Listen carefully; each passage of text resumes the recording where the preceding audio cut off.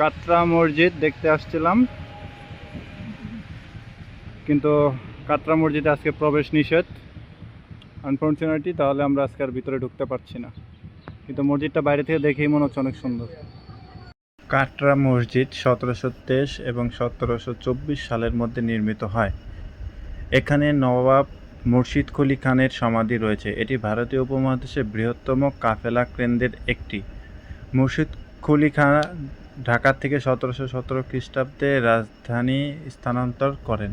তার নিজের নাম অনুসারে নতুন রাজধানীর নামকরণ করেন মুর্শিদাবাদ। কাটরা মসজিদ নতুন রাজধানীর জামে মসজিদ হিসাবে নির্মিত হয়। এটির সবচেয়ে লক্ষণীয় বিষয় হলো দুটি কোণায় উঁচু দুটি টাওয়ার, যেগুলোতে বন্দুক স্থাপনের জন্য ছিদ্র রয়েছে। কাটরা মসজিদ মুর্শিদাবাদ রেল স্টেশন থেকে মাত্র 1600 মিটার পূর্ব দিকে এই মসজিদটি অবস্থিত। কাটরা মানে হচ্ছে বাজার, অর্থাৎ পুরো শব্দটি দ্বারা বাজার মসজিদ। কাটরা মসজিদে এখন অনির্দিষ্টকালের জন্য ভিতরে ঢুকতে দিচ্ছে না।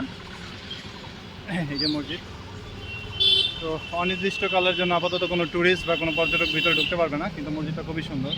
এখন পর্যন্ত যে কটা স্পট ঘুরছি তার ভিতরে এই মসজিদটি আমার কাছে বেশি সুন্দর লাগতেছে। সানি কি বলো? হ্যাঁ, আসলে মসজিদ বলে কথা নয়, অ্যাকচুয়ালি কিন্তু দেখতে আসলে খুবই সুন্দর, জায়গাটা সুন্দর, খুবই চমৎকার। আমার কাছে খুবই দুর্দান্ত লাগতেছে। এই হচ্ছে কাটরা মসজিদ। মসজিদের ইতিহাসটা হয়তো ভিতরে ঢুকলে আমরা জানতে পারতাম। ওইখানে একটা নোটিশ বোর্ড আছে কয়েকটা, ওই যে ওখানে হয়তো লেখা আছে মসজিদটা সম্পর্কে, কিন্তু আফসোস ভিতরে ঢুকতে পারতেছি না।